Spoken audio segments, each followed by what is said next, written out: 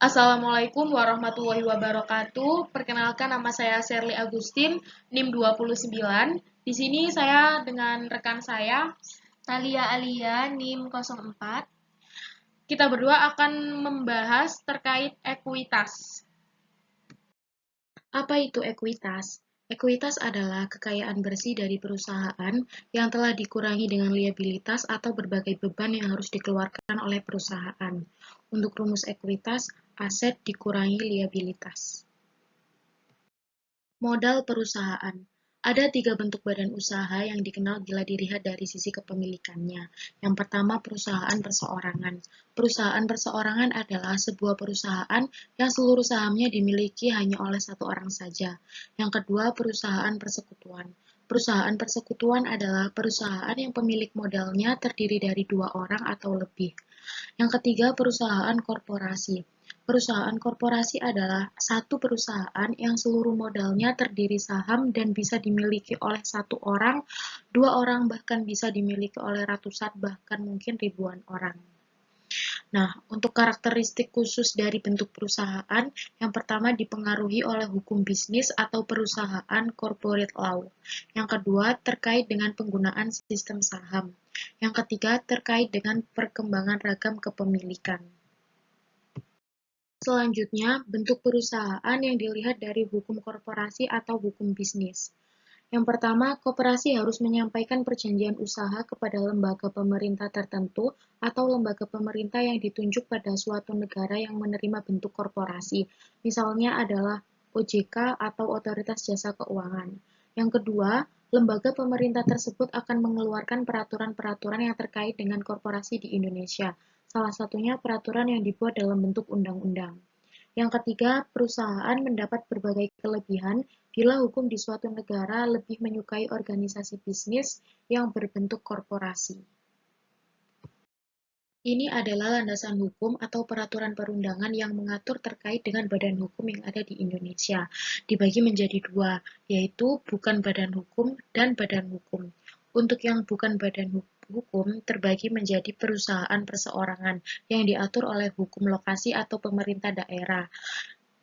Selanjutnya ada persekutuan perdata diatur oleh KUH Perdata, persekutuan firma atau FA diatur oleh KUH Dagang, dan persekutuan komanditer atau CV diatur oleh KUH Dagang. Selanjutnya yang badan hukum terdiri dari perseroan terbatas atau PT diatur oleh Undang-Undang Nomor 40 Tahun 2007. Perseroan terbatas terbuka diatur oleh Undang-Undang Nomor 40 Tahun 2007. Selanjutnya perusahaan perseroan atau persero diatur oleh Undang-Undang Nomor 19 Tahun 2003 atau Undang-Undang Nomor 40 Tahun 2007. Selanjutnya ada perusahaan umum atau perum diatur oleh Undang-Undang Nomor 19 Tahun 2003. Koperasi diatur oleh Undang-Undang Nomor 25 Tahun 1992 dan yayasan diatur oleh Undang-Undang Nomor 28 Tahun 2004. Selanjutnya, sistem saham. Apabila tidak ada pembatasan ketentuan, maka setiap saham memiliki hak berikut ini. Yang pertama, hak membagi keuntungan dan kerugian secara proporsional. Artinya, para pemegang saham menerima keuntungan dan menanggung kerugian dari kegiatan usaha yang dilakukan oleh perusahaan tersebut. Yang kedua, mengelola manajemen perusahaan secara proporsional, di mana para pemegang saham memiliki hak untuk menentukan siapa saja yang bisa duduk sebagai dewan direksi. Yang ketiga, para pemegang saham juga mendapatkan hak atas aset secara proporsional apabila terjadi likuidasi terhadap perusahaan. Yang keempat, pemegang saham akan mendapatkan pembagian yang proporsional apabila terdapat penerbitan saham baru. Hak ini biasa disebut dengan hak preemptif. Jadi, apabila perusahaan akan menerbitkan saham baru, maka pemegang saham yang lama apabila mendapatkan hak preemptif, mereka berhak untuk mendapatkan atau membeli saham baru tersebut. Selanjutnya, bentuk perusahaan yang dilihat dari berbagai bentuk kepemilikannya. Perbedaan antara saham biasa dan saham preferen. Jadi, beberapa perusahaan pada umumnya memiliki 2 jenis ini atau salah satu. Yang pertama, saham biasa, menggambarkan sisa atau residu kepemilikan perusahaan, di mana para pemegang saham biasa ini yang akan menanggung sebagian besar resiko kerugian yang terjadi di suatu perusahaan. Pemegang saham biasa ini akan menerima manfaat dari kesuksesan apabila perusahaan mendapatkannya dan tidak ada jaminan atas dividen ataupun aset pada saat terjadi pembubaran perusahaan. Untuk yang saham preferen, terbentuk dari suatu kontrak, yaitu pada saat pemegang saham mengorbankan hak-hak tertentu kepada pihak lain dalam bentuk hak istimewa atau hak yang memiliki kekhususan dan biayanya berupa keistimewaan dividen. Biasanya berupa keistimewaan dalam hal dividen karena ada beberapa jenis saham preferen yang memang mendapatkan prioritas pada saat perusahaan menetapkan adanya pemberian dividen pada suatu tahun atau periode. Selanjutnya mengenai komponen ekuitas. Berikut ini adalah subklasifikasi atas ekuitas yang akan muncul di dalam laporan posisi keuangan. Yang pertama ada modal saham atau share capital. Yang kedua, modal disetor di atas nilai nominal atau premium saham atau agio saham, yaitu selisih antara nilai nominal dengan harga pasar. Yang ketiga, saldo laba atau laba ditahan. Yang keempat, akumulasi pendapatan komprehensif lain. Yang kelima, saham treasury atau saham pembendarahan. Yang keenam, kepentingan non-pengendali atau non-controlling interest, biasanya disingkat dengan NCI. Untuk kepentingan non-pengendali ini muncul ketika perusahaannya memiliki anak perusahaan. Ini adalah gambar atau diagram terkait dengan komponen ekuitas. Ada dua sumber utama ekuitas. Yang pertama, modal kontribusi dan saldo laba.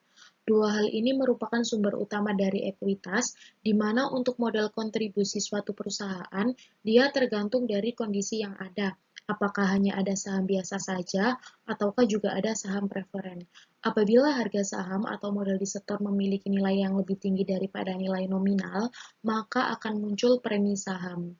Apabila perusahaan menarik kembali saham yang telah dijual di pasar atau membeli kembali saham miliknya sendiri, maka saham tersebut disebut dengan saham treasury, sehingga masing-masing nanti akan memiliki akun sendiri-sendiri. Nah, untuk rumus ekuitasnya tadi sudah dijelaskan, aset dikurangi dengan liabilitas. Selanjutnya, modal korporasi mengenai penerbitan saham. Ada beberapa permasalahan yang muncul, tentu saja permasalahan akuntansi terkait dengan penerbitan saham. Di antaranya adalah sebagai berikut. Yang pertama, terkait dengan nilai nominal saham. Yang kedua, saham tanpa nilai nominal. Yang ketiga, saham yang diterbitkan yang dikombinasikan dengan sekuritas lain, misalkan saham biasa dengan saham preferen. Yang keempat, saham diterbitkan melalui transaksi non-tunai. Jadi, saham diterbitkan tidak untuk mendapatkan uang tunai, tapi mendapatkan aset selain uang tunai. Yang kelima, bagaimana perlakuan biaya penerbitan saham. Selanjutnya, permasalahan penerbitan saham akan kita bahas satu persatu. Yang pertama ada saham bernilai nominal. Saham bernilai nominal yang rendah dapat membantu perusahaan untuk menghindari terjadinya liabilitas kontingensi atau kewajiban yang kemungkinan bisa muncul di masa yang akan datang karena terjadinya sesuatu hal. Untuk korporasi menggunakan akun saham preference atau saham biasa serta premium saham, apabila memang ada kelebihan atas harga pasar dengan harga nominal. Jadi yang pertama ada saham preferen atau saham biasa, yaitu berdasarkan nilai nominal, yaitu nilai yang tertera di dalam lembar saham. Atau yang kedua, saham premium. Saham premium adalah selisih lebih antara modal disetor atau saham yang dijual dengan harga pasar dengan nilai nominalnya. Selanjutnya, permasalahan penerbitan saham yang kedua, yaitu saham tanpa nilai nominal. Alasan penerbitannya sama seperti saham bernilai nominal dengan menggunakan nilai yang rendah. Maka, saham tanpa nilai nominal biasanya juga digunakan untuk menghindari kemungkinan terjadinya kewajiban yang bersifat kontingensi dan menghindari kebingungan dalam pencatatan antara penggunaan nilai nominal dengan nilai pasar. Perusahaan di Indonesia diperkenankan menerbitkan saham tanpa nilai nominal sesuai di Undang-Undang Nomor 40 Tahun 2007, di mana ternyata pemerintah mengizinkan sebuah perusahaan untuk bisa menerbitkan saham tanpa nilai nominal. Kelemahan utama dari saham jenis ini adalah beberapa negara mengenakan pajak yang tinggi dalam penerbitan saham ini. Selain itu, nilai penerbitan saham ini juga ditentukan oleh hukum permodalan di suatu negara yang dapat berdampak pada turunnya fleksibilitas pembayaran dividen. Biasanya dividen dibayarkan itu dalam satuan per lembar, dan acuan yang digunakan biasanya adalah nilai nominal saham. Untuk permasalahan ketiga, ada saham diterbitkan bersama penyerahan sekuritas lain. Dalam penjualan lumsum adalah mengalokasikan hasil di antara beberapa kelompok sekuritas. Perusahaan menggunakan dua metode alokasi yang tersedia, yaitu yang pertama metode proporsional. Jika nilai pasar wajar, maka nilai lumsum yang diterima dialokasikan di antara kelompok-kelompok sekuritas atas dasar proporsional. Untuk metode yang kedua ada metode inkremental. Jika nilai pasar wajar, maka semua kelompok sekuritas tidak dapat ditentukan, maka metode inkremental dapat dipergunakan.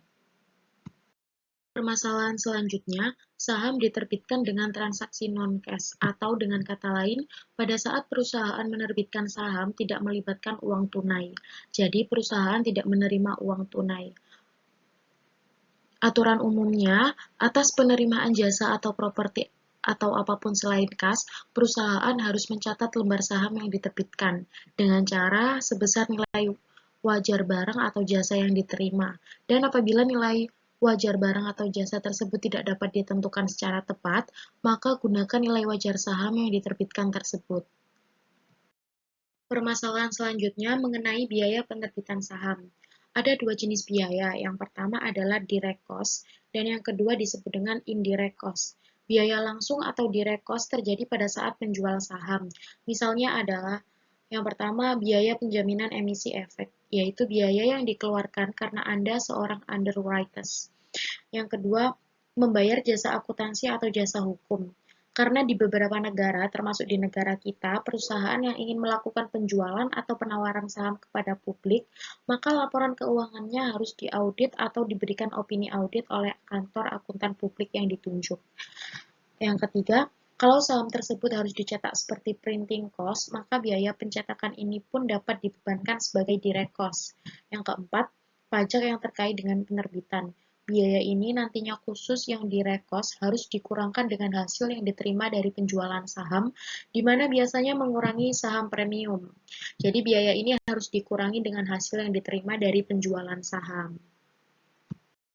Nah, selanjutnya kita akan membahas mengenai saham preferen. Fitur-fitur yang terkait dengan saham preferen sesuai dengan namanya, saham preferen atau saham istimewa. Maka saham ini yang pertama memiliki keistimewaan dalam hal pembagian dividen atau memiliki hak mendahului dalam pembayaran dividen. Yang kedua, keistimewaan dalam pembagian aset saat terjadi likuidasi. Likuidasi adalah pembubaran perusahaan sebagai badan hukum yang meliputi pembayaran kewajiban kepada para kreditor dan pembagian harta yang tersisa kepada para pemegang saham atau persero. Yang ketiga, dapat dikonversi menjadi saham biasa. Ada beberapa saham preferen yang memang bersifat konversibel, jadi pemegang sahamnya tadi bisa saja mengubah saham preferennya menjadi saham biasa. Yang keempat, fitur yang lain dapat diserahkan kembali kapan saja dengan cara menyerahkan kembali saham preferen yang dimilikinya. Yang kelima, memang kelemahan dari pemegang saham preferen di mana para pemegang saham preferen tidak memiliki hak voting atau suara, khususnya dalam hal penentuan komposisi dewan direksi, kemudian penentuan arah atau laju dari proses bisnis perusahaan, dan sebagainya.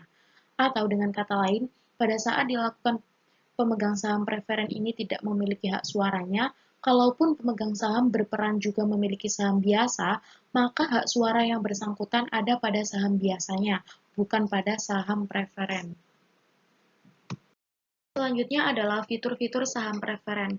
Yang pertama, kumulatif, mensyaratkan bahwa jika perusahaan gagal membayar dividen dalam setiap tahunnya, maka perusahaan harus menyelesaikannya pada tahun berikutnya sebelum membayar dividen kepada pemegang saham biasa. Yang kedua, partisipasi, berbagi secara rata dengan pemegang saham biasa atas setiap pembagian laba di luar tingkat yang ditentukan. Yang ketiga, convertible, memungkinkan pemegang saham sesuai opsinya untuk menukar saham preferen menjadi saham biasa pada rasio yang telah ditentukan. Yang keempat, callable, mengizinkan perusahaan penerbit pada opsinya untuk menarik atau menebus saham preferen yang beredar pada tanggal tertentu di masa depan dan pada harga yang telah ditentukan. Yang kelima ada redeemable, memiliki periode penebusan wajib atau fitur yang memungkinkan penerbit tidak dapat mengendalikannya. Sebuah perusahaan dapat menentukan untuk memberikan keistimewaan atau pembatasan apapun, sepanjang tidak bertentangan dengan hukum korporasi yang ada di negara tersebut. Artinya, untuk fitur-fitur ini, apabila suatu negara memang mengizinkannya, maka saham preferen diterbitkan dengan seluruh fitur yang ada. Akuntansi penerbitan saham preferen mirip dengan akuntansi penerbitan saham biasa. Jadi tidak berbeda, di mana saham preferen apabila memiliki nilai nominal, tentu saja akan dicatat sebesar nilai nominal. Dan apabila ada selisih antara harga pasar dengan nilai nominalnya, maka selisihnya akan dicatat sebagai saham premium. Materi selanjutnya ini ada contoh dari saham preferen. Contohnya adalah Bishop menerbitkan 10.000 lembar saham preference dengan nilai 10 per lembar dan harga per lembarnya adalah 12 pound sterling tunai. Untuk kasus seperti ini ya, sama seperti saham biasanya, jadi dicatat sebesar nilai nominal kas yang diterima. Caranya, harga pasar 12 dikali 10.000 sama dengan 120.000 di bagian debit dan saham preferen dicatat sebesar nilai nominalnya. 10 dikali 10.000 sama dengan 100.000 di bagian kredit dan sisanya dicatat sebagai saham premium yaitu 20.000 di bagian kredit juga. Selanjutnya, bagaimana sih cara mencatat saham treasury? Ada dua metode yang dapat digunakan untuk mencatat saham treasury, yaitu yang pertama, cost method atau metode biaya dipakai apabila perusahaan tidak memiliki nilai nominal saham. Yang kedua, par value method atau metode nilai pari atau nilai yang dinyatakan atau digunakan apabila saham perusahaan memang memiliki nilai nominalnya. Pembelian saham treasury, di sini kita juga mempunyai contoh dari Pacific Company. Menerbitkan saham biasa 100.000 lembar dengan nominal $1 dengan harga $10 per lembarnya. Selain itu, perusahaan memiliki saldo laba $300.000. Nah, gimana cara pencatatannya adalah ekuitas modal saham biasa nilai pari $1, 100.000 saham diterbitkan dan beredar $100.000, kemudian premi saham biasa 900.000. Untuk yang 900.000 ini dari harga pasar dikurangi harga nominal dikali saham biasa. Jadi 10 dikurangi 1 sama dengan 9 dikali 100.000 sama dengan 900.000. Saldo labanya adalah 300.000, maka total ekuitas 1.300.000. Di contoh soal pembelian saham treasury selanjutnya, kita juga masih memakai sama seperti sebelumnya ya, slide sebelumnya, yaitu Pacific Company. Di sini sama menerbitkan saham biasa 100.000 lembar dengan nominal $1 dengan harga $10 per lembarnya. Selain itu, perusahaan memiliki saldo laba $300.000. Nah, pada tanggal 20 Januari 2019, Pacific menarik 10.000 lembar sahamnya dengan harga $11 per lembar. Pacific mencatat transaksi perolehan kembali ini sebagai berikut. Jadi, untuk saham treasury-nya adalah saham biasa dikali harga pasar, 10.000 dikali 11 sama dengan 110.000 berada di bagian debit dan kasnya 110.000 berada di bagian kredit. Masih dengan Pacific Company, di sini ada pencatatan bagian ekuitas dari Pacific setelah pembelian saham treasury sebagai berikut. Modal saham biasa nilai pari $1, 100.000 saham diterbitkan dan 90.000 beredar. Premi saham biasanya adalah 900.000 dari mana? Seperti yang sudah dijelaskan pada slide sebelumnya, di slide 20, itu harga pasar dikurangi harga nominal dikali saham biasa, hasilnya 900.000. Saldo labanya adalah 300.000. Kemudian biaya saham treasury 10.000 lembar ini dikurangi ya teman-teman, 110.000. Jadi total ekuitasnya adalah $1.190.000. Masuk di materi selanjutnya adalah perolehan kembali saham. Nah, ketika perusahaan menjual kembali, bisa saja harganya di atas harga kos atau bisa juga di bawah harga kos atau mungkin sama dengan kos. Jadi, peluang itu selalu ada. Keduanya akan meningkatkan total aset dan total ekuitas. Ketika saham treasury dijual kembali, tentu saja nilainya akan bertambah. Poin selanjutnya adalah menghentikan saham treasury. Jadi, caranya adalah Yang pertama, membatalkan saham treasury. Kedua, ingin mengurangi jumlah lembar saham terhadap saham yang beredar.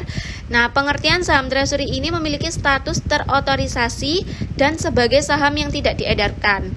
Ketika dibatalkan, tentu saja akan mengurangi jumlah saham yang beredar, dan yang dibatalkan maka hak-hak sebagai saham juga akan hilang. Kebijakan dividen. Tidak banyak perusahaan yang membayarkan dividen sejumlah nilai saldo laba yang tersedia. Mengapa? Yang pertama, menjaga perjanjian dengan kreditor. Yang kedua, memenuhi kebutuhan operasional perusahaan. Yang ketiga, untuk membiayai perkembangan atau ekspansi usaha. Yang keempat, untuk memperhalus nilai pembayaran dividen atau smooth out dividend payments. Dan yang kelima adalah untuk berjaga-jaga dari kemungkinan terjadinya kerugian masa depan. Kondisi finansial dan pendistribusian dividen. Sebelum mengumumkan dividen, manajemen harus mempertimbangkan ketersediaan dana untuk pembayaran dividen. Jangan membayarkan dividen kecuali bila posisi keuangan saat ini maupun masa mendatang bisa menjadi pendistribusian. Jadi, sumber pendanaan dividen adalah saldo laba. Saldo laba tidak identik dengan uang tunai. Oleh karena itu, meskipun saldo laba besar, namun perusahaan ketika akan memutuskan membayar dividen harus juga melihat uang tunai yang dimilikinya. Untuk jenis-jenis dividen itu ada 4. Jadi yang pertama adalah dividen tunai, yaitu dividen yang dibayarkan dalam bentuk uang tunai. Kedua, dividen properti, yaitu dividen yang dibayarkan dalam bentuk properti, jadi tidak dalam bentuk uang tunai. Ketiga adalah dividen likuidasi, yaitu dividen yang dibayarkan tidak menggunakan saldo laba. Yang selanjutnya ada dividen saham, yaitu dividen yang dibayarkan dalam bentuk saham. Seluruh dividen kecuali dividen saham akan mengurangi total ekuitas perusahaan karena dividen bersifat mengurangi saldo laba. Kebijakan dividen yang dividen tunai. Nah, Dewan Direksi melakukan pemungutan suara untuk mengumumkan adanya dividen tunai. Selanjutnya, mengumumkan dividen tunai merupakan pengakuan liabilitas, dan perusahaan tidak mengumumkan atau membayar dividen tunai untuk saham treasury. Kebijakan dividen selanjutnya dari dividen properti. Dividen terutang dalam bentuk aset dan bukan dalam bentuk tunai. Menentukan nilai wajar properti yang akan didistribusikan dan mengakui adanya keuntungan dan kerugian. Jadi untuk dividen yang likuidasi ini adalah dividen apapun yang dibayarkan kepada pemegang saham tetapi tidak mengurangi saldo laba. Dividen saham dan pemecahan saham. Perbedaan pemecahan saham dan dividen saham. Pemecahan saham berbeda dengan dividen saham. Seperti apa? Yang pertama, pemecahan saham menambah jumlah lembar saham yang beredar dan menurunkan nilai nominal atau nilai tercatat per lembar saham. Sedangkan dividen saham itu menambah jumlah lembar saham beredar, tidak mengurangi nilai nominal dan juga menambah jumlah nilai saham yang beredar. Selanjutnya, penyajian dan analisis ekuitas. Di sini kita ada contoh dari perusahaan Frost, penyajian ekuitas pada tanggal 31 Desember 2019. Modal saham preferen nilai parinya adalah 100, kemudian 7% kumulatif, 100.000 saham diotorisasi, 30.000 saham diterbitkan dan beredar. Totalnya jadi 3 juta di bagian debit. Modal saham biasa tanpa nilai pari, nilai yang dinyatakan 10 per saham, 500.000 saham diotorisasi, 400.000 saham diterbitkan, totalnya adalah 4 juta, juga di bagian debit. Dividen saham biasa yang dapat didistribusikan 200.000, maka totalnya adalah 7.200.000. Premi saham preferennya adalah 150.000, premi saham biasanya 840.000. Kemudian ada saldo laba 4.360.000 di bagian kredit. Saham treasury 2.000 saham biasa ini dikurangi ya teman-teman, jadi 190.000. Kemudian akumulasi rugi komprehensif lainnya 360.000. Ini juga dikurangi, jadi total ekuitasnya adalah 12 juta. Pengungkapan pembatasan terhadap saldo laba. Pembatasan berikut ini merupakan hal terbaik yang perlu diungkapkan dalam catatan atas laporan keuangan. Pertama, pembatasan yang disebabkan oleh perjanjian obligasi dan pinjaman yang umumnya membutuhkan penjelasan lebih lanjut. Catatan pengungkapan harus mencantumkan yang pertama, sumber pembatasan, provinsi yang berkaitan, jumlah saldo laba yang menjadi subjek pembatasan atau jumlah saldo laba yang tidak dibatasi. Kita juga ada analisisnya. Dari Troy memiliki dividen tunai sebesar 100.000 dan net income sebesar 500.000 dan tidak ada saham preferen yang beredar. Maka analisisnya rasio pembayaran sama dengan dividen tunai dibagi laba neto dikurangi dividen saham preferen. Nominalnya jadi 100.000 dibagi 500.000 sama dengan rasio pembayarannya adalah 20%. Di analisis selanjutnya, kita juga ada dari perusahaan Chen. Nilai ekuitas saham biasa Chen sebesar 1 juta dolar dan perusahaan memiliki 100.000 lembar saham biasa. Nah, nilai buku per sahamnya, ekuitas pemegang saham biasa dibagi jumlah saham beredar. Jadi 1 juta dolar dibagi 100.000, totalnya adalah 10 dolar per sahamnya. Merupakan jumlah yang akan diterima oleh tiap saham apabila perusahaan dilikuidasi dengan menggunakan dasar laporan posisi keuangan. Sekian presentasi dari kelompok kami dengan materi ekuitas. Kurang dan lebihnya mohon maaf. Wassalamualaikum warahmatullahi wabarakatuh.